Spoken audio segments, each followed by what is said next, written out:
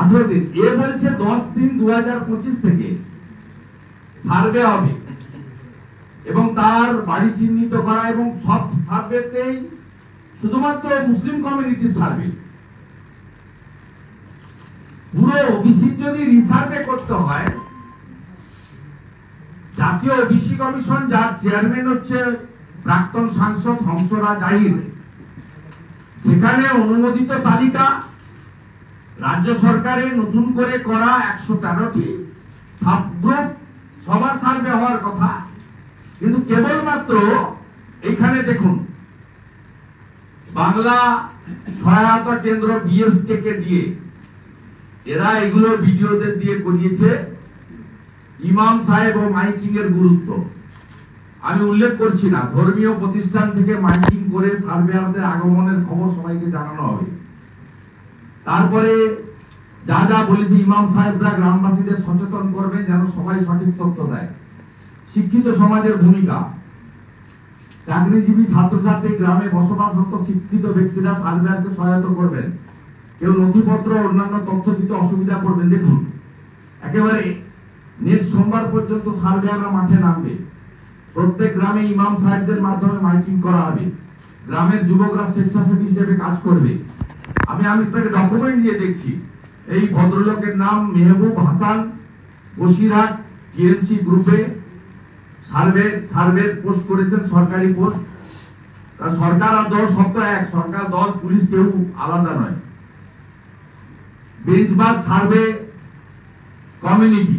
এবারে come to the point. আপনি দেখুন যেটা গতকাল আমরা নন্দীগ্রাম একে পেয়েছি, name of the head Sheikh Ansar, community name and code Muslim Darji. আপনি দেখুন শেখ লুৎফর মুসলিম দর্জি। দর্জি কোন কমিউনিটি? এরা বাবা সাহেব আম্বেদকরকে মানছে না, সুপ্রিম কোর্টকে মানছে না। দেখুন এই লোকগুলোকে বাঁচানোর জন্য হিন্দু ওবিসিদের শেষ তো করে দিয়েছেন, বাকি যেটুকু আছে শেষ করার জন্য মমতা বন্দ্যোপাধ্যায়ের কাণ্ড কারখানা। দেখুন সুপ্রিম কোর্টের অর্ডার 18ই মার্চ, সার্ভে শুরু 10ই মার্চ। এই প্রফর্মা গুলো বিডিওরা দিয়েছে এবং বিডিও অফিস থেকে আইসিডিএস আসা বিএসকে যে কন্ট্রাকচুয়াল লোকেরা আছে তাদেরকে বাধ্য করানো হচ্ছে এই সার্ভে গুলো।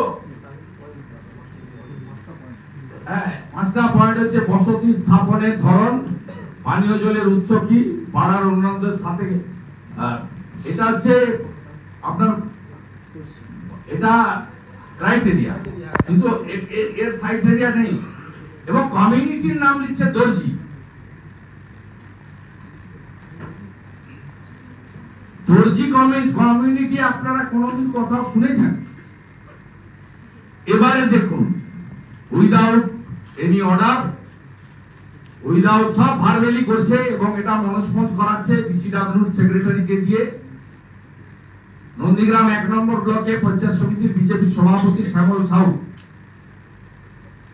তিনি যখন ওখানকার ভিডিওকে চার্জ করেন, চ্যালেঞ্জ করেন অন ক্যামেরা, তখন ভিডিও স্বীকার করেন যে আমি বিসিডব্লিউ দপ্তরের নির্দেশে কাজ করছি, আমার কাছে কোনো অর্ডার কপি নেই।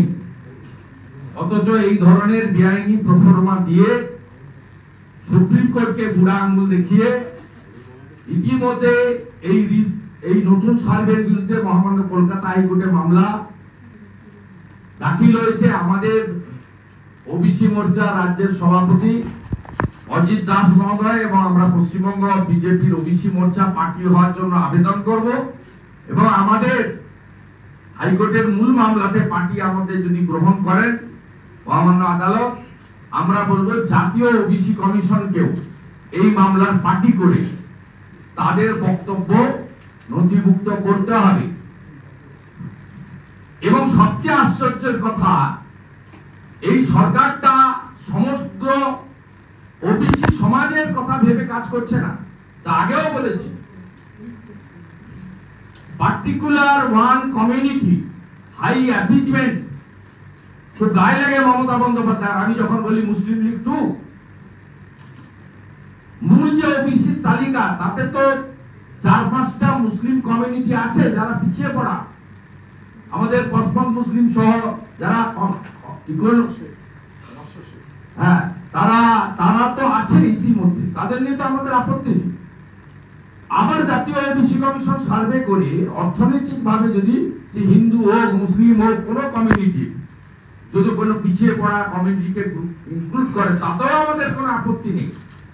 কিন্তু বিশেষভাবে এই যে আমি তোমাদের 98% লোককে ওবিসিতে অন্তর্ভুক্ত করে দিয়েছি, আর কি চাও তোমরা? চাকরি বাকরি নেই, সার্টিফিকেট একটা করে দিয়ে দিয়েছি।